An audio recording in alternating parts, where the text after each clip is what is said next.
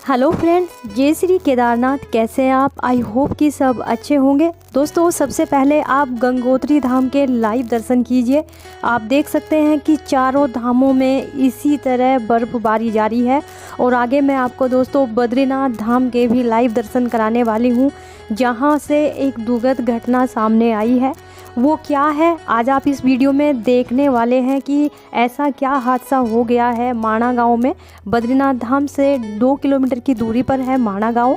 तो वहाँ पर बहुत बड़ा हादसा हुआ है। कैसे ये हादसा हुआ, कैसे इतनी भयंकर जो लैंडस्लाइड हुई है उसमें कितने मजदूर दबे हुए हैं, तो आज आप डिटेल में जानकारी लेने वाले हैं और उस जगह को भी मैं आपको लाइव दिखाने वाली हूँ। तो दोस्तों, आप सभी जानते हैं कि बद्रीनाथ धाम से 2 किलोमीटर की दूरी पर है माणा गांव और उसके ऊपर ही हमारा नेपाल बॉर्डर है, जहां पर हमारे जो सुरक्षाकर्मी हैं जो वहां पर बॉर्डर पे 24 घंटे तैनात रहते हैं। और आप सभी जानते हैं कि केदारनाथ और बद्रीनाथ धाम में चाहे कितनी भी बर्फ़ पड़ रही हो, लेकिन वहाँ पर मज़दूर लोग कार्य कर रहे हैं लगातार। तो यहाँ पर भी दोस्तों जो रास्ता सीधे बॉर्डर जाता है, वहीं पर जो मज़दूर कार्य कर रहे थे, वहीं पर बर्फ़ की इतनी भयंकर लैंडस्लाइड हुई है जिसमें 57 मज़दूर दब गए हैं इस बर्फ़ के नीचे। और 10-12 जो मज़दूर हैं उनको निकाल भी लिया गया है, लेकिन लगातार बर्फ़बारी होने की वजह से सुरक्षाकर्मी इतने मज़दूरों को नहीं निकाल पा रहे हैं, लेकिन कार्य लगातार जारी है। आप देख सकते हैं इतनी भयंकर लैंडस्लाइड हुई है बद्रीनाथ धाम में, जिसमें हमारे जो नौजवान हैं, सुरक्षाकर्मी हैं, लगातार मज़दूरों को निकालने का कार्य कर रहे हैं। आप देख सकते हैं कि 24 घंटे होने वाली बर्फ़बारी में सुरक्षाकर्मी आप देख सकते हैं कि मज़दूरों को लगातार निकालने की कोशिश कर रहे हैं और उनको अच्छी सुरक्षित जगह ले जा रहे हैं। तो दोस्तों, बद्रीनाथ धाम में बहुत बड़ा हादसा हुआ है, भयंकर लैंडस्लाइड हुई है। जिस बॉर्डर के आसपास रास्ते पर मज़दूर लोग कार्य कर रहे थे, वहाँ पर बर्फ़ की बहुत ज़्यादा भयंकर लैंडस्लाइड हुई है, जिसमें 57 मज़दूर दब गए हैं, जिनमें से अभी आधों को निकाल लिया गया है, लेकिन कुछ मज़दूरों का अभी तक पता नहीं चला है। भयंकर लैंडस्लाइड हुई है जिसमें कई दिनों से लगातार चारों धामों में बर्फ़बारी हो रही है। और बद्रीनाथ धाम में आप देख सकते हैं कि 6-7 फीट तक बर्फ़ जम गई है।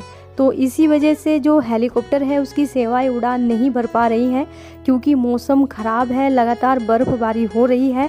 और ये केदारनाथ धाम में भी आप देख सकते हैं, केदारनाथ धाम में भी कई दिनों से लगातार बर्फ़बारी पड़ रही है। और मैंने पीछे आपको गंगोत्री धाम के दर्शन कराए, वहाँ पर भी आपने देखा है कि 6 फीट तक गंगोत्री धाम में बर्फ़बारी जम चुकी है। तो दोस्तों, आने वाले टाइम में आपको बहुत ज़्यादा बर्फ़बारी चारों धामों में देखने को मिलेगी और यात्रा बहुत जल्द शुरू होने वाली है। कुछ यात्री हमसे पूछ रहे थे कि रजिस्ट्रेशन कब शुरू होंगे। तो जैसा कि अभी सरकार की तरफ से गाइडलाइन मिली थी कि फरवरी के लास्ट में रजिस्ट्रेशन शुरू हो जाएंगे, लेकिन अभी तक भी रजिस्ट्रेशन शुरू नहीं हुए हैं। तो दोस्तों, 12 मार्च या 13 मार्च के आसपास रजिस्ट्रेशन शुरू हो जाएंगे। आप घर बैठे हुए ऑनलाइन बुक कर सकते हैं। अगर आप खुद से नहीं कर पाते तो आप हमारे द्वारा भी करवा सकते हैं। हरिद्वार ऋषिकेश से बेस्ट सर्विस देते हैं हम गाड़ियों की। अगर आप चारों धामों की यात्रा के लिए ऑनलाइन गाड़ी बुक करवाना चाहते हैं तो जो आप वीडियो में नंबर देख रहे हैं, ये ट्रैवल एजेंसी नंबर है। इन पर कॉल करके आप घर बैठे हुए ऑनलाइन गाड़ी बुक करवा सकते हैं। अगर आप पैकेज लेना चाहते हैं 2 धाम या 4 धाम का, और उसमें हम क्या फैसिलिटी यात्रियों को देते हैं, तो आप उसकी भी पूरी जानकारी घर बैठे हुए ले सकते हैं। और दोस्तों, हमारे बहुत ज़्यादा पैकेज हैं जो चारों धामों के लिए बुक हो गए हैं। तो अगर आप भी हमारी ट्रैवल एजेंसी के द्वारा पैकेज लेना चाहते हैं तो सबसे अच्छी फैसिलिटी हम ये देते हैं यात्रियों को कि यात्रियों को 1 नाइट हम केदारनाथ धाम में स्टे कराते हैं, वो भी होटल में। और दोस्तों, दूसरी फैसिलिटी हम ये देते हैं कि जितने भी यात्री हमारी ट्रैवल एजेंसी के द्वारा गाड़ी बुक करते हैं, उनका रजिस्ट्रेशन हम फ्री में करते हैं। तो आप भी इस सेवा का लाभ उठा सकते हैं। वीडियो में जो आप नंबर देख रहे हैं उस पर कॉल कीजिए और घर बैठे हुए आप अपने लिए ऑनलाइन गाड़ी बुक करवा सकते हैं। तो दोस्तों, चारों धामों में रिकॉर्ड तोड़ बर्फ़ पड़ रही है। बहुत ज़्यादा ठंड बढ़ चुकी है चारों धामों में और कई फीट तक बर्फ़ भी जम चुकी है। तो शुरुआत में आपको बहुत ही खूबसूरत से नज़ारे देखने को मिलेंगे चारों धामों में। तो अगर आप शुरुआत में यात्रा पर आएंगे तो आपको प्रकृति का बहुत ही खूबसूरत व्यू देखने को मिलेगा और चारों धामों में आपको कई फीट तक बर्फ़ जमी हुई मिलेगी। और जैसा मैंने आपको बताया, बद्रीनाथ धाम में बहुत ज़्यादा बर्फ़ पड़ रही है, जिसकी वजह से वहाँ पर काफ़ी ऐसे मज़दूर हैं जो बर्फ़ में दब चुके हैं, क्योंकि जो बर्फ़ की लैंडस्लाइड हुई है बद्रीनाथ धाम में, वहाँ पर कम से कम 60 मज़दूर काम कर रहे थे, जिसमें ये भयंकर लैंडस्लाइड हुई है।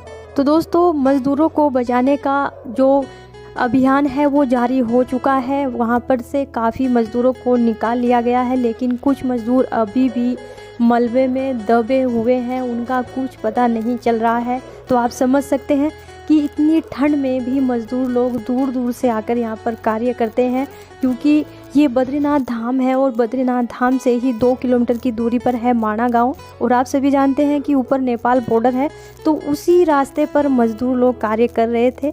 जब ये बर्फ़ की भयंकर लैंडस्लाइड हुई तो उसी समय भी वहाँ पर जो मज़दूर थे वो कार्य कर रहे थे, जिसमें लैंडस्लाइड जब हुई तो मज़दूर उसमें दब गए, जिसमें से 10 मज़दूरों को उसी टाइम बाहर निकाल लिया गया था।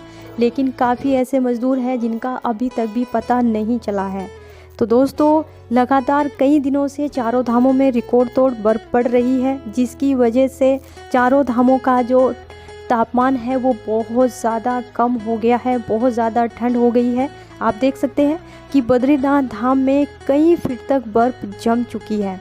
ऐसे ही रिकॉर्ड तोड़ बर्फबारी चारों धामों में लगातार हो रही है, जिसकी वजह से आप देख सकते हैं कि एक बार फिर माणा गांव में बर्फ़ के खूबसूरत से नज़ारे और पहाड़ों पर जमी हुई ये बर्फ़ आप देख सकते हैं। तो दोस्तों, अगर आपको चारों धामों में ऐसे ही नज़ारे देखने हैं, शुरुआत में यात्रा करिए, क्योंकि शुरुआत में कई हफ्तों तक बर्फ़ आपको देखने को मिलेगी। उसके बाद धीरे धीरे जब यात्रा बढ़ती रहेगी तो ये बर्फ़बारी है वो ख़त्म हो जाएगी। तो शुरुआत में यात्रा कीजिए, खूबसूरत से नज़ारे देखिए चारों धामों के।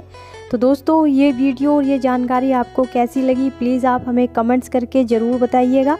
मिलते हैं आपसे नेक्स्ट वीडियो में। हर हर महादेव, जय श्री केदारनाथ।